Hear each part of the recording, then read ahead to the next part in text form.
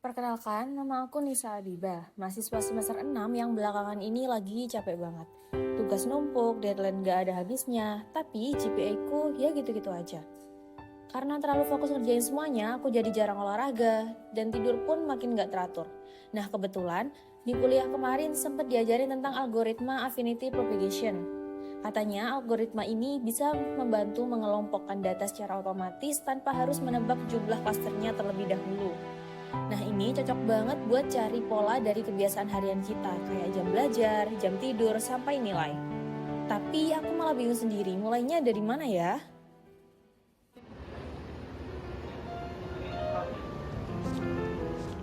Loh, Riko, sini.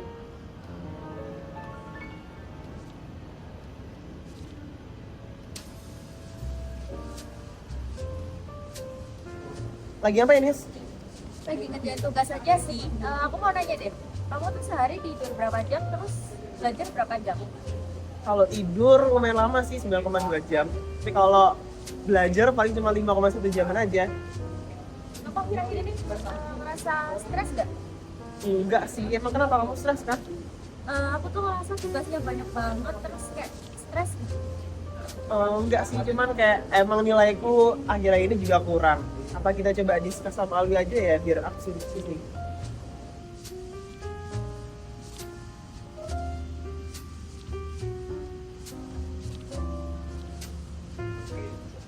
Ada apa guys? Ini kamu kira santai ya? Banget, tugasnya banyak. Nah itu dia Wi, aku sama Nisa ini beda banget polanya. Kira-kira bisa nggak ya kita cari tahu kenapa? Bisa banget. Gini deh, daripada kita tebak-tebakan, ini kita coba analisis data kita bertiga. Kebetulan kemarin juga aku baru belajar metode pengelompokan buat pola kayak gini. Nah, jadi gini nih, Riko. Kemarin tuh aku baru banget belajar metode clustering, namanya affinity propagation. Metode ini tuh keren banget, karena dia bisa nentuin jumlah klasternya secara otomatis. Jadi kita nggak perlu tuh yang namanya nebak berapa jumlah klaster yang kita buat. Jadi cocok banget buat case yang sekarang ini. Algoritma affinity propagation itu memiliki kelebihan. Di antaranya, kita nggak perlu menentukan jumlah klasternya di awal. Terus algoritma ini akan memilih data nyata sebagai pusat klasternya, jadi bukan sebuah nilai rata-rata. Nah, tapi secara waktu algoritma ini memerlukan waktu yang cukup lama dalam pengolahannya. Apalagi kalau kita pakai big data. Kemudian algoritma ini juga sangat bergantung pada preferensi. Nah, ini kita coba pakai data dari Kaggle ya.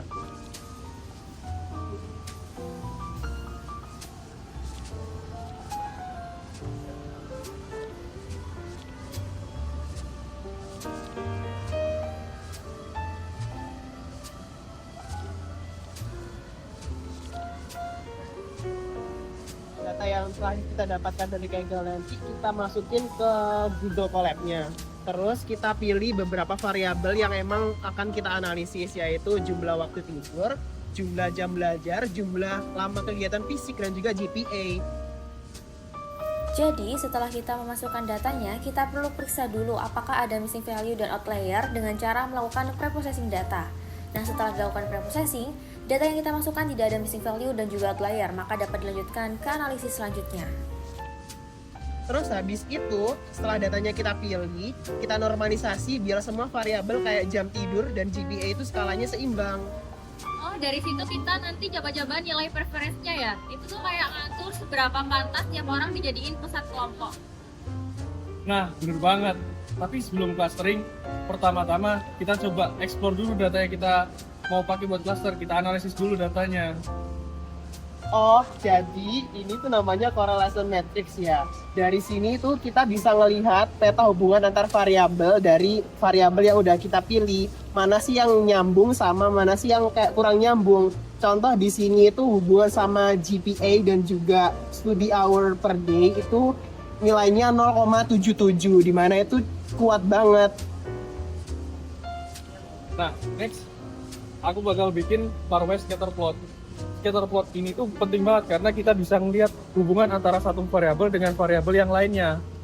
Nah, misal nih, kita bisa lihat Riko yang biasanya jam tidurnya lebih banyak, tapi dia nilainya biasa aja. Nah, iya, setauku ini penting karena kita jadi ngerti pola datanya secara visual sebelum dilakukan clustering. Terus kita jalanin affinity propagation-nya.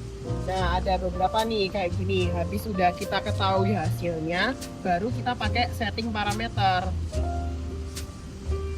Nah, kita setting parameternya di sini tuh pakai max iteration-nya 250, dampingnya 0,85 dan juga random state-nya 42. Nah, hal ini dilakukan supaya iteration-nya kita itu cepat stabil. Biar makin yakin, aku coba cek silhouette score-nya juga.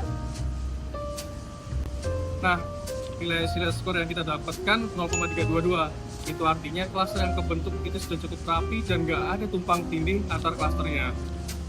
Sebenarnya, semakin tinggi silhouette score-nya, semakin bagus pemisah antar clusternya. Tapi, mendekati 0,5 itu lebih baik.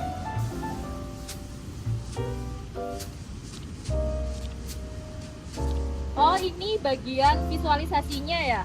Pakai PCA buat nyederhanain data kedua dimensi.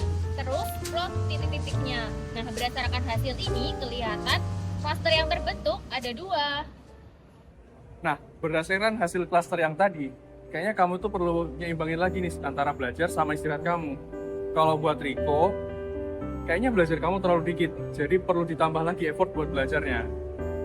Nah, intinya dengan clustering kayak gini kita jadi bisa lebih ngerti pola keseharian kita. Bukan sekedar kerja keras aja yang penting, tapi juga kerja cerdas dan seimbang. Ternyata bukan soal berapa lama aku belajar ataupun seberapa sibuk hariku. Kadang yang bikin kita lelah itu bukan tugasnya, tapi caranya kita menjalani semuanya. Nah, lewat analisis kecil ini aku belajar satu hal. Setiap orang punya pola masing-masing dan gak semua harus dipaksain sama. Yang penting bukan cuma kerja keras, tapi juga ngerti kapan harus berhenti dan nafas sebentar.